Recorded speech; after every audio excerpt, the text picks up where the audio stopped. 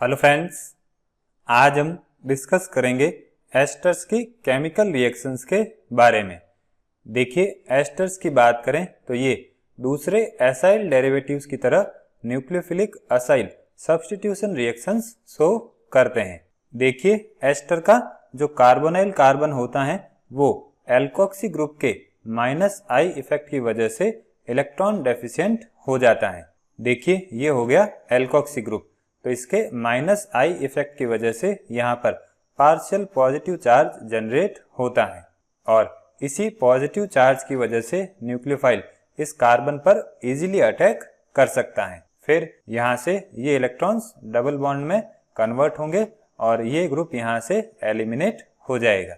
अब एस्टर्स को acid chlorides और एसिड एनहाइड्राइड से कंपेयर करें तो इनके कंपैरिजन में एस्टर न्यूक्लियोफिलिक रिएक्शंस के टुवर्ड्स लेस रिएक्टिव होता है। अब इसका रीजन इस ऑक्सीजन का +R इफेक्ट होता है। देखिए, जब ये ऑक्सीजन अपने इलेक्ट्रॉन यहाँ पर डबल बॉन्ड में कन्वर्ट कर देता है तो जो पॉजिटिव चार्ज है वो इस ऑक्सीजन पर शिफ्ट हो जाता है और इसी वजह से इस कार्बोनाइल कार्बन पर इलेक्ट्रॉन डेफिशिएंसी कम हो जाती है और ये कार्बोनाइल कार्बन न्यूक्लियोफाइल के अटैक के लिए लेस अवेलेबल हो जाता है। अब एस्टर कौन कौन सी न्यूक्लियोफिलिक रिएक्शंस शो करता है तो उसमें हम सबसे पहले बात करेंगे हाइड्रोलाइसिस की। तो देखिए, एस्टर्स जब स्ट्रॉन्ग एसिड या स्ट्रॉन्ग बेस की प्रेजेंस में वाटर के साथ रिएक्शन करते हैं तो पेरेंट एसिड ऑब्टेन होते हैं। देखिए, ये हो गया एस्टर जब इसका हाइड्रोलाइसिस एसिड की प्रेजेंस में करते हैं तो कार्बोक्सिलिक एसिड ऑब्टेन होता है। इसी तरह से एस्टर का हाइड्रोलाइसिस बेस की प्रेजेंस में करते हैं तो कार्बोक्सिलेट एनाइन ऑब्टेन होता है।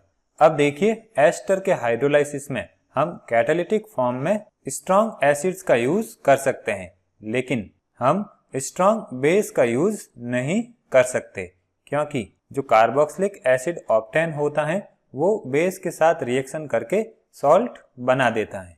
अब एस्टर के एसिड कैटालाइज्ड हाइड्रोलाइसिस की बात करें तो ये फिशर एस्टरिफिकेशन का रिवर्स प्रोसेस होता है। तो इस प्रोसेस में इक्विलिब्रियम को राइट साइड में शिफ्ट करने के लिए वाटर को एक्सेस अमाउंट में लिया जाता है। और अगर हम एस्टर के बेस कैटालाइज्ड हाइड्रोलाइसिस की बात करें तो ये इरिवर्सिबल होता है क्योंकि इसमें जो कार्बोक्सिलिक एसिड है वो रेजोनेंस स्टेबलाइज्ड कार्बोक्सिलेट एनाइन में कन्वर्ट हो जाता है। अब देखते हैं एसिडिक हाइड्रोलाइसिस की मैकेनिज्म। तो देखिए, एस्टर का जो एसिडिक हाइड्रोलाइसिस होता है वो एक रिवर्सिबल प्रोसेस होता है, इसीलिए ये प्रिंसिपल ऑफ माइक्रोस्कोपिक रिवर्सिबिलिटी को फॉलो करता है।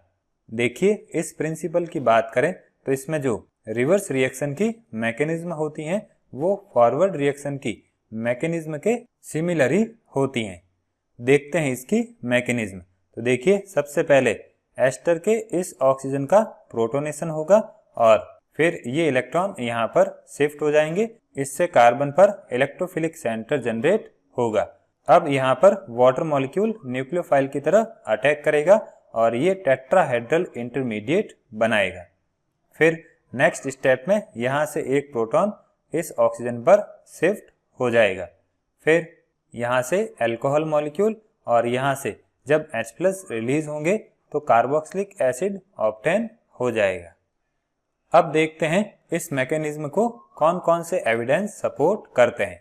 तो इसमें पहला पॉइंट हो जाएगा साइट ऑफ क्लीवेज। देखिए, अगर हम आइसोट्रोपिक ट्रेसर स्टडीज की बात करें तो उसके अकॉर्डिंग इस रिएक्शन में एसाइल ऑक्सीजन बॉन्ड का क्लीवेज होता है और जब हाइड्रोलाइसिस को O18 कंटेनिंग वाटर की प्रेजेंस में करवाया जाता है तो प्रोडक्ट के फॉर्म में जो अल्कोहल बनता है उसमें O18 कंटेंट नहीं होते हैं। देखिए, ये हो गया एस्टर और ये हो गया O18 कंटेनिंग वाटर मॉलिक्यूल। जब इन दोनों की रिएक्शन एसिड की प्रेजेंस में होती है तो जो बॉन्ड क्लीवेज होता है वो इस एसाइल कार्बन और इस ऑक्सीजन के बीच में होता है, तो इससे जो अल्कोहल बनेगा उसमें O18 ऑक्सीजन नहीं होता है। अब इससे ये भी कंफर्म होता है कि इस रिएक्शन में एसिडिक हाइड्रोलाइसिस के दौरान टेट्राहेड्रल इंटरमीडिएट का फॉर्मेशन भी होता है। अब इस रिएक्शन के लिए सर C.K. इनगोल्ड ने एक शॉर्ट हैंड नोटेशन यूज किया जो कि है AAC2। यहाँ पर A एसिड कैटालाइज्ड रिएक्शन को रिप्रेजेंट कर रहा है और AC ऐसे एस्टर के हाइड्रोलाइसिस को रिप्रेजेंट कर रहा है जिसमें एसाइल ऑक्सीजन बॉन्ड का फ्यूजन होता है, और 2 यहाँ पर बायोमोलिकुलर रिएक्शन को रिप्रेजेंट कर रहा है। फिर देखते हैं बेसिक हाइड्रोलाइसिस की मैकेनिज्म। देखिए, जब एस्टर को NaOH के साथ रिफ्लक्स किया जाता है तो कार्बोक्सिलिक एसिड का सोडियम सॉल्ट ऑब्टेन होता है। अब फैटी एसिड्स के सोडियम सॉल्ट्स में सोपी टच होता है, इसलिए इस रिएक्शन को सैपोनिफिकेशन कहते हैं। सैपोनिफिकेशन का मतलब होता है फॉर्मेशन ऑफ सोप। अब इस रिएक्शन की बात करें तो ये 2 स्टेप्स में कंप्लीट होती हैं और इस रिएक्शन को इस तरह से रिप्रेजेंट किया जाता है। B यहाँ पर बेस कैटालाइज्ड रिएक्शन को रिप्रेजेंट कर रहा है और AC ऐसे एस्टर के हाइड्रोलाइसिस को रिप्रेजेंट कर रहा है जिसमें असाइल ऑक्सीजन बॉन्ड का फ्यूजन होता है, और 2 यहाँ पर बायोमोलिकुलर रिएक्शन को रिप्रेजेंट करता है। अब इस रिएक्शन के फर्स्ट स्टेप में जब न्यूक्लियोफाइल अटैक करता है तो एक टेट्राहेड्रल इंटरमीडिएट बनता है। अब ये स्टेप रिवर्सिबल और रेट डिटरमाइनिंग स्टेप होता है। सेकेंड स्टेप इरिवर्सिबल होता है और इसमें इंटरमीडिएट के डीप्रोटोनेशन के थ्रू एसिड ऑब्टेन होता है। देखिए, सबसे पहले ये न्यूक्लियोफाइल इस कार्बोनिल कार्बन पर अटैक करेगा और एक टेट्राहेड्रल इंटरमीडिएट बनाएगा। फिर यहाँ से अल्कोक्सी ग्रुप एलिमिनेट होगा और इसके बाद यहाँ पर डीप्रोटोनेशन होगा और ये प्रोटॉन इस एल्कोक्सी ग्रुप के साथ कंबाइन होकर अल्कोहल मॉलिक्यूल बनाएंगे।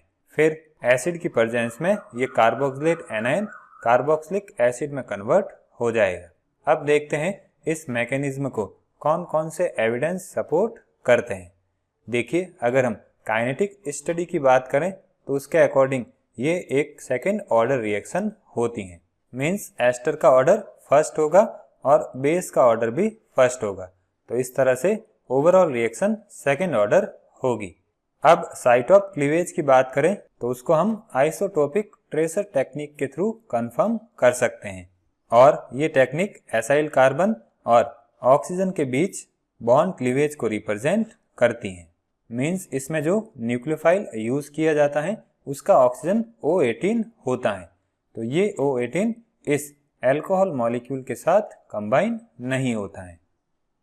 अब सॉल्वेंट एक्सचेंज स्टडीज की बात करें तो ये भी ऑक्सीजन और असाइल कार्बन के बीच में बॉन्ड क्लीवेज को कंफर्म करती हैं। और अगर हम स्टीरियोकेमिकल स्टडीज की बात करें तो ये ऑप्टिकली एक्टिव एस्टर्स के बेसिक हाइड्रोलाइसिस के during acyl oxygen bond cleavage को सपोर्ट करती हैं।